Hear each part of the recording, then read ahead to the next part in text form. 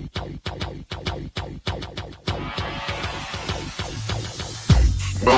to the ODDSBREAKER'S #1 place for shared sharp betting information.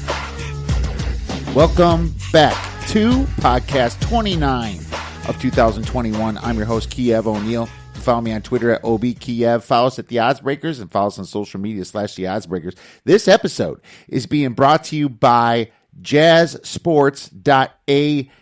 For a 50% sign-up bonus, please visit Jazz Sports and use the promo code ODDSBREAKERS. Terms and conditions apply. If you'd like to help us out with our costs and sponsor the website and the podcast, we would love to help you out. Please visit theoddsbreakers.com, click shop, and become a member.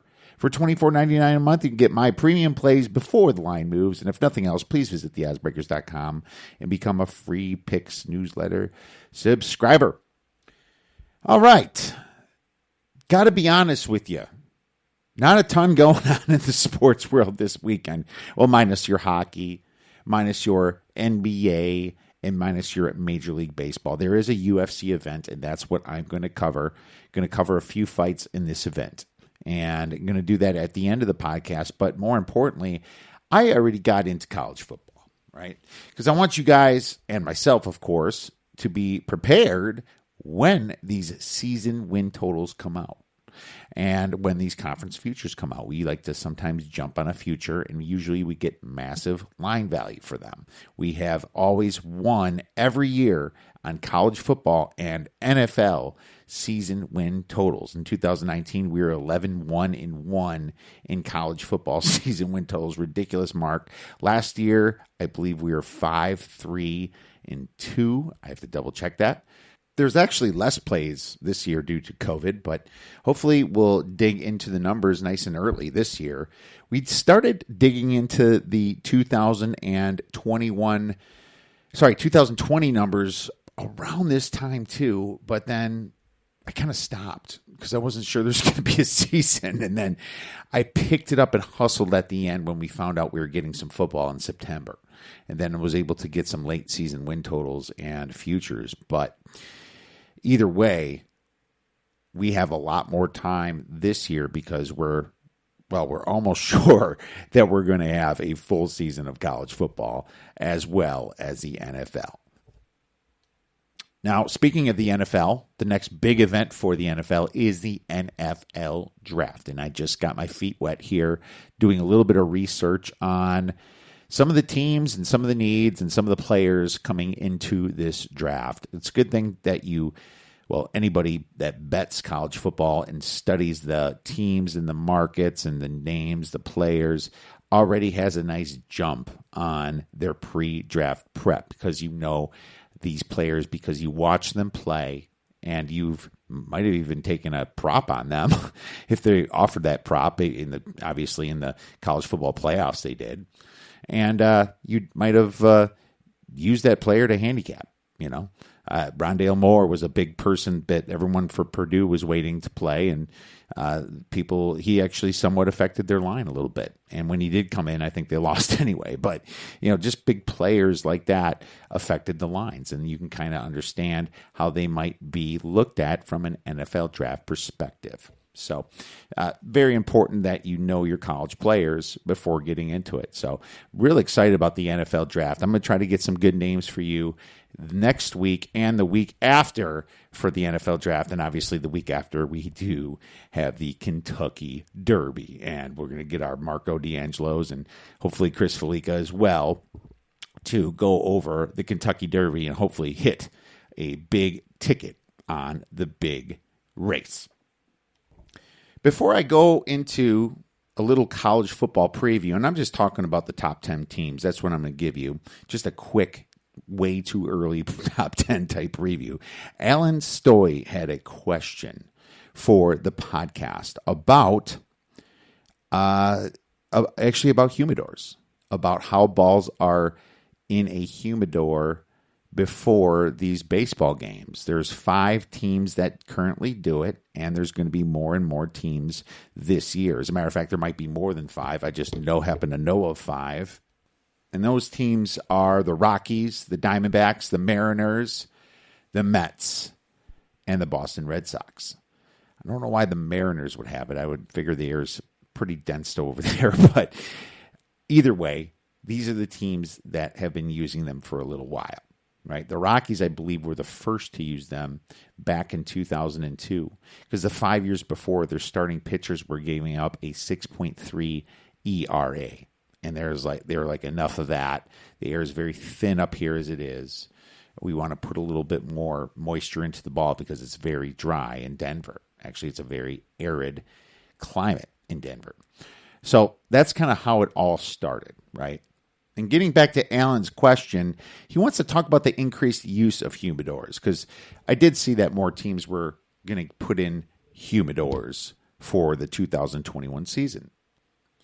Now, the problem is that Major League Baseball didn't tell us which teams are doing it. Some speculation was that maybe the Yankees were going to do it, the Phillies and the Reds, because they have relatively small fields, and baseball's goal was to even up all the parks. I personally don't like the humidor idea because I want parks to be different. It makes a different handicap. It makes the books have to struggle a little bit more, and it might give us a little bit of an edge for some of these lines. You know, I also am somebody that likes the long ball. All right. I like crushed home runs, 470 feet plus. You know, I remember when Glenn Allen Hill from the Cubs hit a home run to one of the rooftops behind the stadium on Waveland. All right. That was awesome. Okay. That is what I want to see in baseball. Now, people are afraid for pitcher health and all that stuff. Maybe just put some pads on. I don't know what to do, but I'm one that loves the long ball, and I disagree with using humidors. But either way, his question was, how is it going to affect? And that's a tough question because we don't know which ballparks are doing it.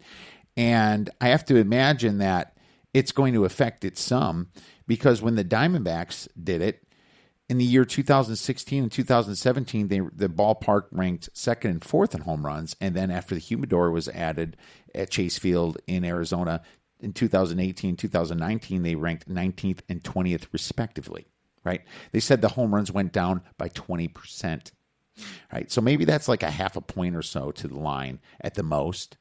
I don't know. And it's really hard to speculate because sometimes the pitchers just suck.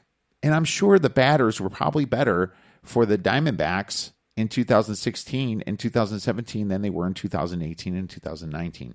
But what we do know is that these totals in baseball, just like lines do, they are created over recency in time, right? So basically, you might not even notice the totals being a quarter point or something lower than right away. It's not going to happen like on the drop of a dime. It's going to be kind of progressive. And yes, could you get an edge by knowing that ahead of time? Sure, if you do. But if that team hit a certain number of home runs the year before, but their batting just isn't as good, and you don't know that, then maybe the edge is gone anyway, right? And maybe the pitching is better, right? And that's how it's so hard to judge what's the real effect of it. You have to look at the season and probably every single ballpark and the teams that played in it compared to what they've done before, right? The edge is if you know that there's a humidor in a ballpark and the market doesn't seem to know that, or more importantly, the market doesn't seem to account for it, you know? So, I mean, in my opinion, yes, it would slightly go down. I don't know by how much. Over time it would. I would guess it'd be like a quarter of a run to a half of a run. But if you look at Coors Field, it's still the number one place where home runs and runs are scored over the last 3 years, right? And they've had a humidor in there, obviously putting the balls inside of it, controlling the temperature, 70 degrees at 50% humidity is how they store it. They've been doing that since 2001. But there's bigger factors in the ballpark, like how thin the air is. in Coors Field. Very thin. It's high up. You get some great weather there. It's dry. So the park isn't that big. So you're still, even with a ball that's had mass added to it, it's still going to be a much bigger dynamic than playing, for example, in Oakland, right? Or playing like in Florida. That's where the difference really is. So to answer your question, Alan, I really don't know the difference. And maybe there's some smarter people than me. I even reached out to Adam from ATS.io. He shared an article with me that I saw before, but he kind of reminded me of it, about how the actual science is behind the humidated ball, I suppose you'd say. And real interesting stuff. I'm going to tweet out this article. It's actually from Fangraphs, or a syndicate of Fangraphs, called The Hardball Times, right? And it's the physics of cheating baseball's humidors. So that's what it's called, by David Kagan, from June 3rd, 2019. I'll tweet that out, and it kind of shows you a graph how balls with added mass to them travel a shorter distance at a slower miles per hour. As a matter of fact, it even shows a system where if somebody tries to cheat and add a ton of humidity to the ball, it could literally affect the ball by 2.5 miles per hour. The number of home runs decrease by 25%, and the ball travels 14 feet below the average. So there you go. I will tweet that out today. Make sure you guys check that out. All right, let's get into a little college football top 10 power ratings. And this is obviously the way too early top 10 because, well, it is not even made yet. And we don't even have many lines out for college football at most of the books. As a matter of fact, all the books that I checked that usually have them out early aren't even quite there yet for season win totals or for national championships. There's one for national championships, actually, and it's pretty bad. Bet online, pretty bad odds. You know, nothing that I want to jump right into. But we don't have any conference odds or anything special. But it's nice to get an early start. So when they do come out, you're semi-prepared. I think that's important. And that's why I do them early. And I keep modifying them. You know, so this is kind of like the version 1.1 of Kiev O'Neill's power ratings.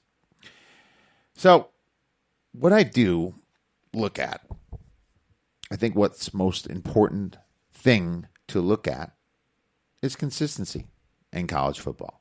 Consistency in winning, consistency in coaching, consistency in quarterback. Those are the three most important things for consistency and for returning players or coaches, right? Some of the other things that you want to look at that are important to coming up with a power rating is their recruiting. I look at the average of 3 years, and I don't look at this year either. I don't look at 2021 recruiting class. They're all coming in as freshmen. Their bodies aren't even developed yet. Once in a while, you'll get that kid that's going to play, like a Trevor Lawrence or something like that, but it's extremely rare, so I don't really factor it in. I take the average of 2018, 2019, and 2020.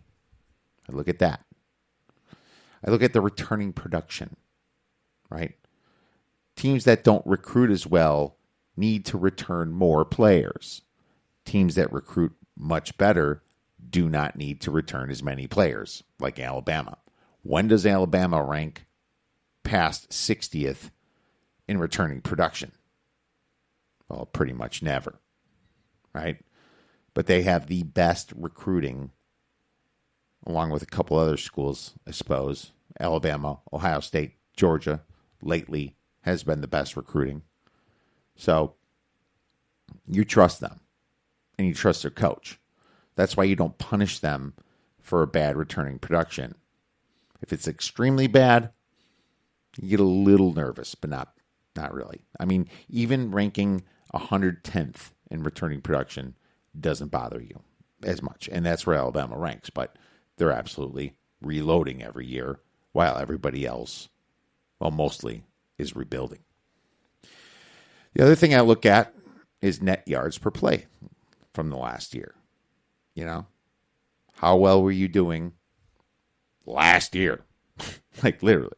I mean, were you positive in yards? I think that's pretty important. It's not. It's even more important than points, in my opinion. Some teams just screwed up in the red zone. Some teams threw too many interceptions and turnovers killed them. But the yards per play tells me what they can do more on a consistent basis than actual points, right? There's luck factors in points as well. Missing field goals. Some teams will just miss a bunch of field goals because their kicker stunk and they get a new kicker, right? Sometimes their yards per play would be terrible. Yards per point would be terrible, but their points were pretty well because they got some lucky special teams touchdowns. So you got to factor that in. And lastly, strength of schedule. You got to factor in strength of schedule. I mean, if somebody had a massively easy schedule, like BYU did last year, you really have to look at who they're returning. And it's a much bigger effect to how good this team really is. So that's what we're looking at. And we might as well just get started here. It is Alabama, my number one team. I know. Shocking, right? I mean, it gets a little bit tiresome that Alabama's at top. Every single year. Get a little Alabama fatigue, but at the same time, isn't it so fun to watch them? Wasn't it just fun to watch them in the college football playoffs? I mean, I wish that we could have saw Alabama from 2020 play LSU from 2019. That would have been awesome because LSU was awesome that year, and Alabama was spectacular this year. Unstoppable. I mean, what do you set the total in that game? Like 95? Something like that. Oh, man. But they're 29 points better than the average team. And I actually downgrade them, because I had them so high last year. I mean, they lost a lot. They lost Mac Jones, right? Their quarterback. They lost Steve Sarkisian, their play caller. That actually brought a ton to this offense. Nick Saban's not really that much of an offensive guy. It was Sark with all those plays.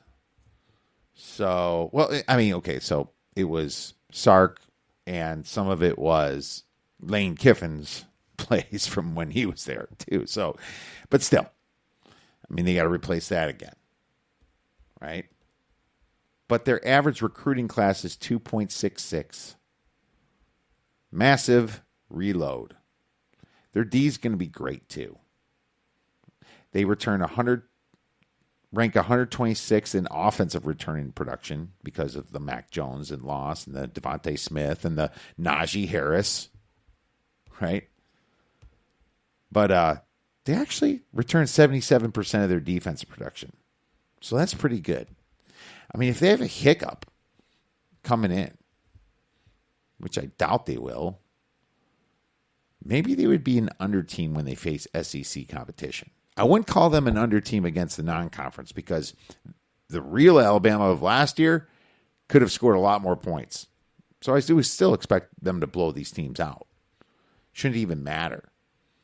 But you wonder if they're not quite up to the level, if they might be a little bit of an under team. Something to think about. But Alabama, just a downgrade from 34 to 29, still our number one team in the power ratings.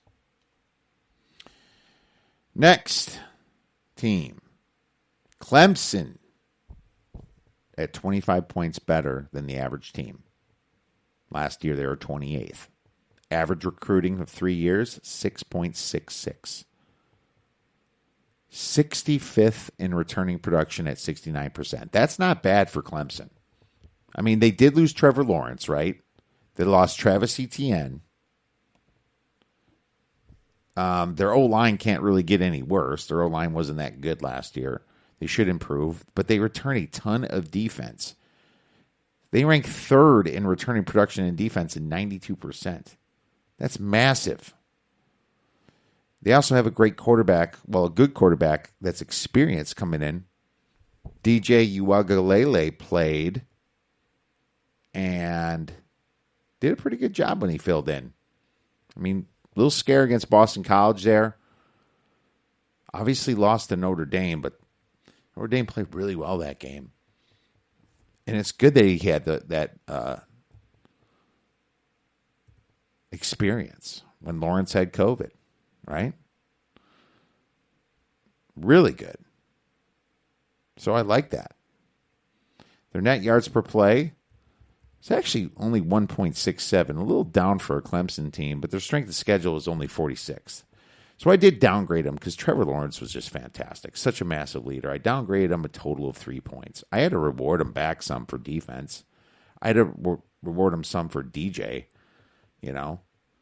But 3 points is a fair downgrade for the beginning of the season. I expect it to go up throughout the season. We'll see. But you never know. I mean, your best team should never finish or come in better right away in the first couple games, right? They should always improve later. Number 3, a little bit different than some people. I have Ohio State number 3, and a lot of people have Oklahoma. But for me, it's Ohio State because I had them 29.5 points better than the average team last year, and they did get beat good by Bama, but they lost their running back that game right away in the first play. Trey Sermon. I mean, that was tough. But I think if they play Bama again, it'd be a little bit closer. Maybe they lose. But I had them about a 5-point difference from Alabama, 4.5, finishing in the power ratings at second best. But they only rank 121st in returning production at 50%. 99th on defense or on offense at 55%. And 119th on defense at 44%. Their net yards per play was nice. Just like Alabama, they were positive 2.6. So that's nice. Alabama's yards per play are probably a little bit low because remember their defense started out really bad and then they got really good later. So that 2.6 doesn't really show you what Bama really was. I think they're more of a 3. But their strength schedule ranked 33rd. They lost Justin Fields, their quarterback, Trey Sermon. A lot of other players. We're not sure completely who the QB is going to be yet. There's a competition, but they have some great receiving cores, right? With Olave and Wilson returning. Looks like CJ Stroud and Jack Miller III and maybe Kyle McCord will battle out to take the helm for Ohio State's quarterback. But they say that Master Teague is going to headline the backfield. Not a huge Master Teague guy. Maybe he can do it. I mean, he's earned it. He's been there forever, it feels like. The line's going to lose Wyatt Davis and Josh Myers.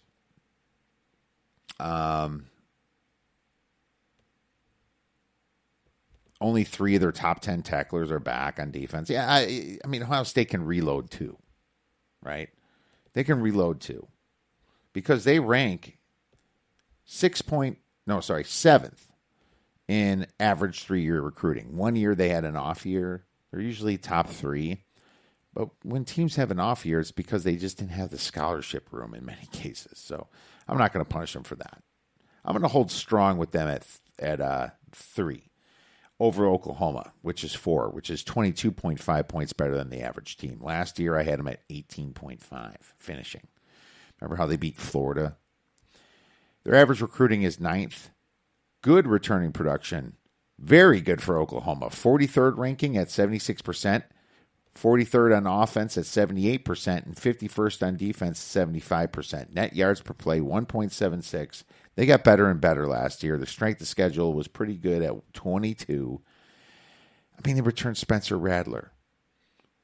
They returned coordinator Alex Grinch on defense, who just keeps getting that defense better. Remember how bad they used to be in the playoffs? And obviously, Lincoln Riley there. I don't see anything that's going to hurt this team. I had to give them a massive upgrade, 4-point upgrade. They have a great schedule, too. Fantastic schedule. They get most of the tough games at home. They get Iowa State at home, right? Is Texas going to be something? New coach this year? Not sure yet. Get to Texas in a later podcast because they ain't my top 10. But Oklahoma really looks like the team to beat and the team with the highest upside. They could be the Alabama of this year. Could be. Not saying they will. I just feel like Spencer Rattler has a lot of upside here with the talent on this team. The next team, number 5, is Georgia. 19.5 points better than the average team. I had to upgrade them pretty well, too. Last year I had them at 14.25.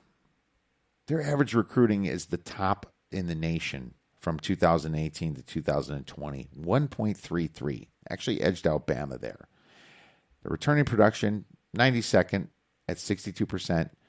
20th on offense, though, 84% of their offense, but they lost a ton of defense, only rank 126th out of 127 teams, returning 39% of their defense. Net yards per play was a pretty bad 1.35. Their strength schedule was very good at 18. They lost a bunch of playmakers on D, but they returned the quarterback and JT Daniels. They returned the coach, obviously, both coordinators.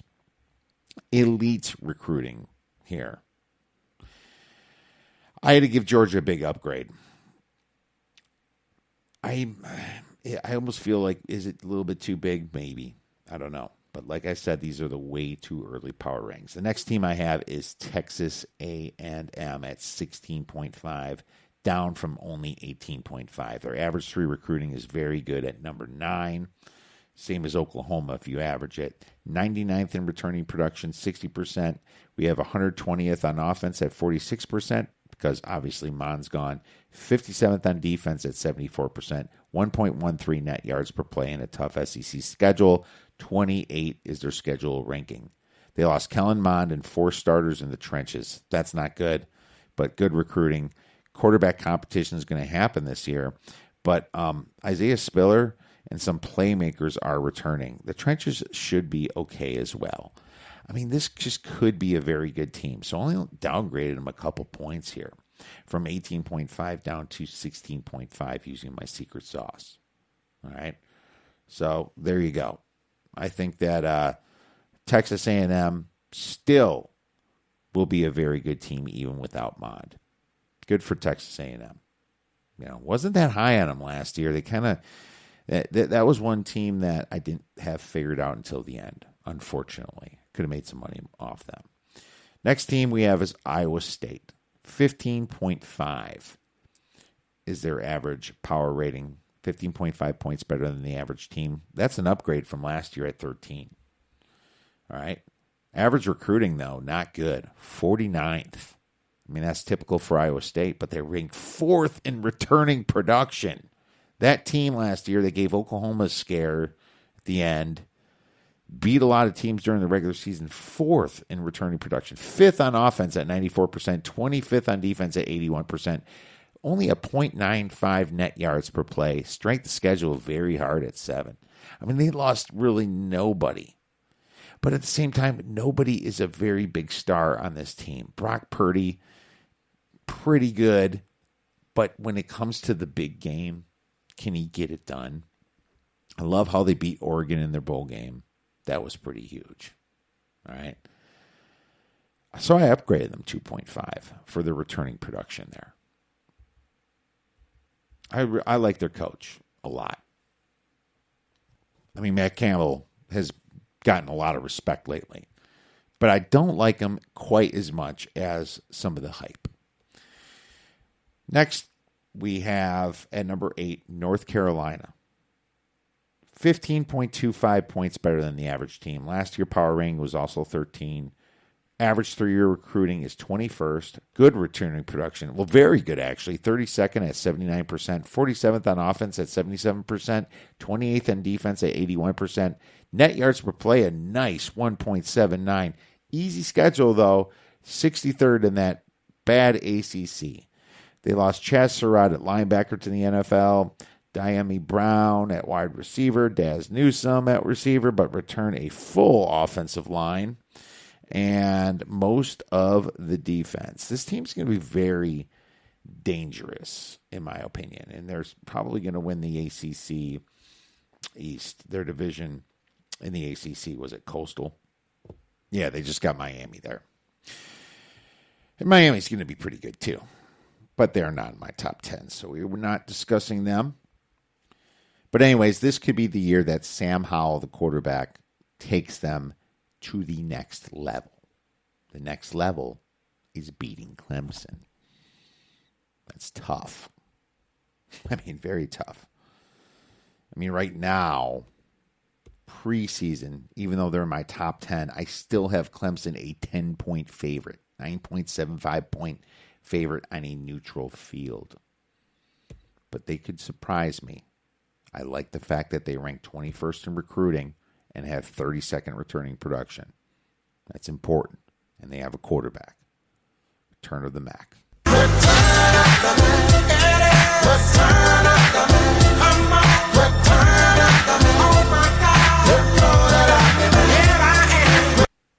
Next team. Ranking number 9, Cincinnati. Had them at 14.25 points, and I'm moving them up to 14.5.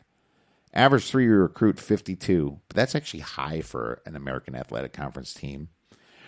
41st in returning production, 77%. 31st on offense at 82%, and 60th on defense at 73%. Net yards per play, positive 2.1. Huge, but their strength of schedule, only 82nd. They should have won against Georgia in their bowl game. Right? What the hell was that? We got the spread, but we did not get the money line. Still pissed about that money line. But anyways, they lost defensive coordinator Marcus Freeman to Notre Dame, but they still return a very good amount of production. Desmond Ridder's still there, right? They also got a nice running back transfer from Alabama named Jerome Ford. I mean, I expect them to be the best group of 5 team once again. With apologies to BYU from last year, but I think Cincinnati might have edged them. Florida is number 10, ranking 14 points better than the average team. Last year's power rating was 20, but I had to downgrade them 6 points. It's a pretty big downgrade. Average 3-year recruiting is 10.66, but they only rank 108th in returning production at 55%, 125th at 41% on offense, 67th on defense at 70%. Net yards per play, 1.22, probably because that defense was so bad. I was actually kind of shocked myself when I was putting in yards per play numbers here. Strength of schedule is 16th. Really good strength of schedule, obviously. Man, did they give Bama a nice little run for their money in that SEC title game. It's not like you thought that Bama was going to lose at any point, but man, they sure kept up with them a little bit. But obviously, let's talk about it. They lost Kyle Trask. That's huge. Looks like Emory Jones is going to be their quarterback. They also lost their big wide receivers. Tony, Trayvon Grimes, and Kyle Pitts, tight end. Don't forget about Kyle Pitts. So they lost a ton. I mean, I love Dan Mullen, though. It's hard to downgrade them that many points. But then I also have to think about the Florida before Kyle Trask a little bit, too, with no returning production there. I do like the recruiting. Maybe I'm too much at 6 points here. Not sure. I just kind of figured out to 6. What can I say? Some runners up right now are Notre Dame, 13.5, lost a ton themselves, rank 123rd in returning production. Iowa's kind of dancing around there. Miami and Wisconsin and Texas are kind of hanging out. Penn State's hanging out. Indiana's hanging out. USC. We'll see where we end up with some of those teams. We'll also save it for another podcast. Can't wait for the season win totals to come out because you're going to hear from us right away on that. We always win on those. We're going to get right into the down and dirty with these win totals. We are usually on the right side of the line moves. That's important. I want to be on the right side of the line moves more often than not. That's very important in this business. My friends, there you go with your preview. If you have any disagreement or if you have any questions about it, feel free to tweet us at the Odds Breakers. Now let's get into a little UFC action for the coming weekend. UFC on ESPN 22. Robert Whittaker versus Kevin Gastelum. And I must say, I like Kevin Gastelum. Calvin, sorry. He's really proven to me that he's just has a massive heart. Let's get into the main event last. A couple fights. There's 3 fights I'm going to quickly discuss with you. And there's going to be 2 free plays that we give out. Last week, we were 3-1 in the UFC. The one that we lost was our smallest play. And the 3 that we won were all plus money. Nice plus money hits. It's like 120s in there, 150s in there. Might have been a 200 in there too. Can't quite remember. Fantastic UFC weekend. Hopefully we can repeat that. I am not in love with this card, but there's a couple fights that are worth watching. Andrei Arlovsky versus Chase Sherman. Sherman's minus 105. Arlovsky's minus 115. I mean, this is going to be a decent fight to watch. Probably just, it's really got my curiosity. I like this probably as much as the main event. I mean, Andre's a statue in the UFC. 42 years old, 30 wins, 20 losses. This guy's also got a bunch of heart. You know? Still fighting at 42. I mean, I can't imagine that he keeps holding up here. Just because the way he fights. He goes head first into fights and just takes a beating. He does last the decision from time to time. But when he really steps up in big class, he gets taken out. You know, you can see the Brunsons and the freaking Alexis and, you know, Overeems. He gets beat then. He doesn't go decision then. Now, Chase Sherman's a younger fighter. Little UFC experience, but he at least has good experience in the octagon. He's only has 1 UFC fight, but this is his actual 22nd fight. 31 years old. Sherman is 15-6 with 14 KO, TKOs, and only 1 decision by win. Only 1. His losses were 4 KO, TKOs, and 2 decisions. So out of his 22 fights, he only went to decision 3 times.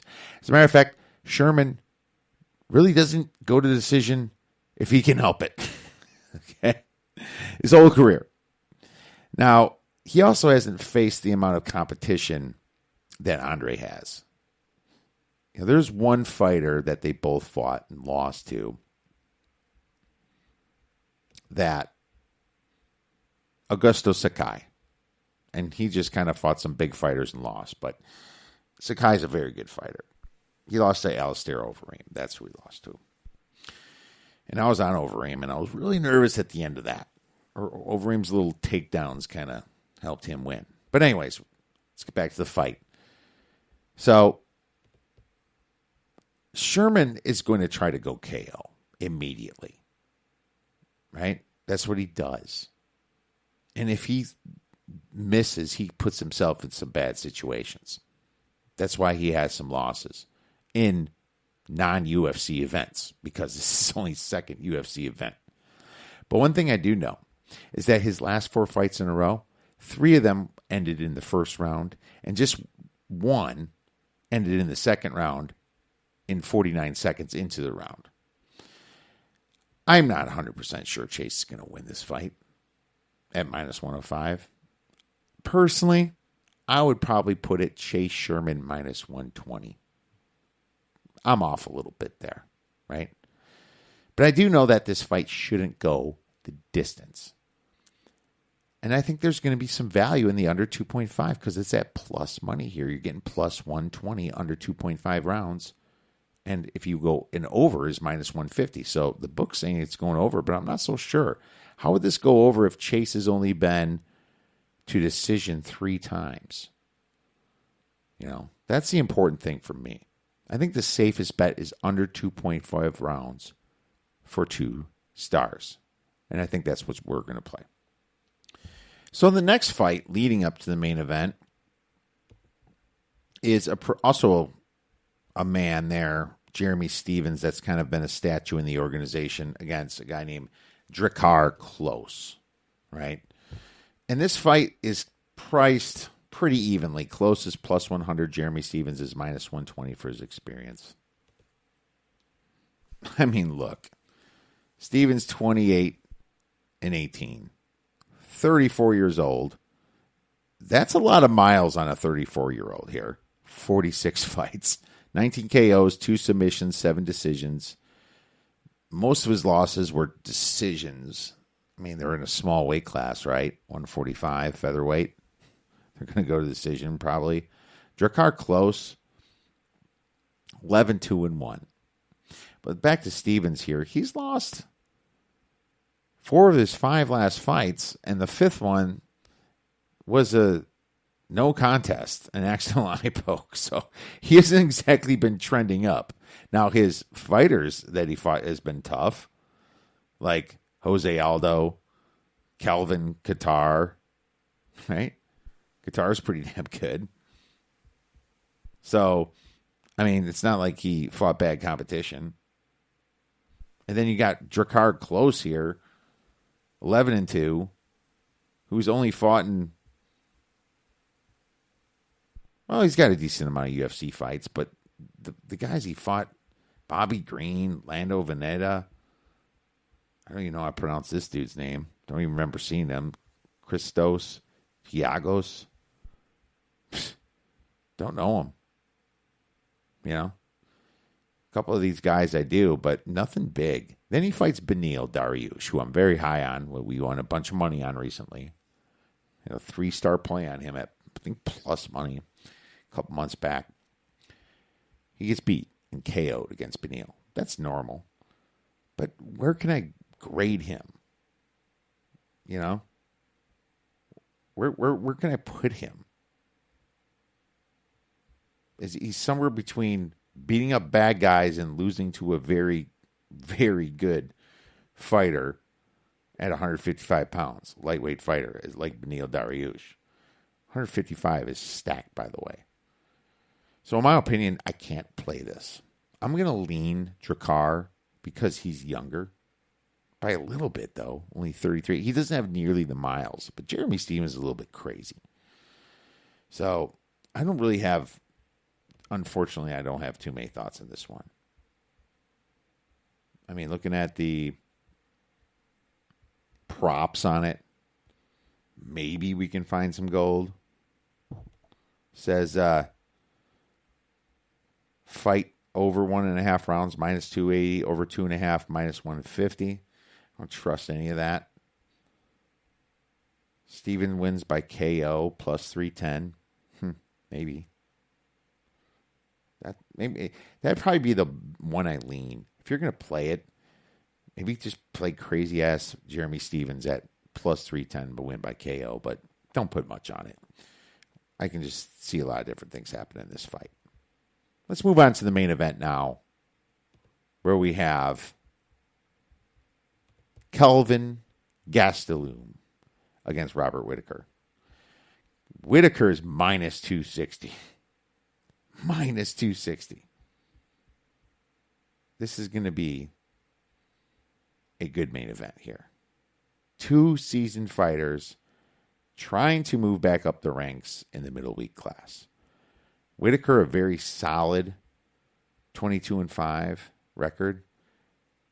He's only lost once since 2014, and that was to Israel Adesanya, which we know is very forgivable.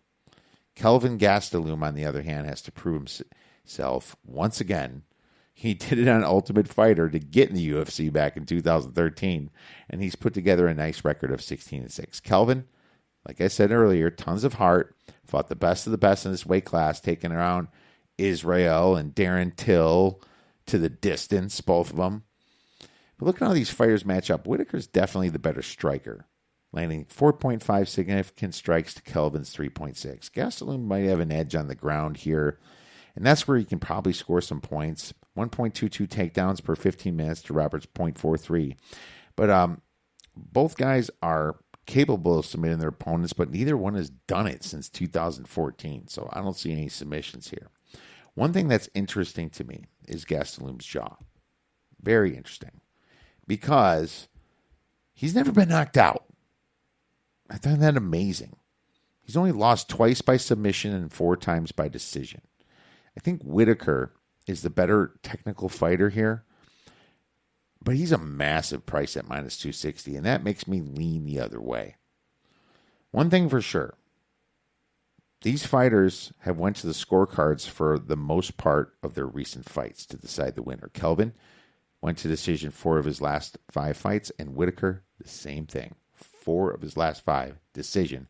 A lot of those 5-round fights. I think the safest play here, being that Gastelum has never been knocked out, is over 4.5 rounds at the minus 140. We're going to put 2 stars on that one as well. Have you found Jesus yet, Doug? I didn't know I was supposed to be looking for him, sir. Well, my friends, that's all we have for this episode. Hopefully you got some good information about college football, some decent information about the whole humidors in baseball, and hopefully you win in the UFC this weekend. Next week's podcast is going to be big. We're going to talk about some NFL draft and how I see it, what should happen, what could happen, and who knows what will happen. But I always like to write it out like that. Thank you for being there for us this whole season. Really appreciate it. If you have any questions, please tweet us at The Odds Breakers. Have a fantastic time watching sports, watching the fights, and go get some winners.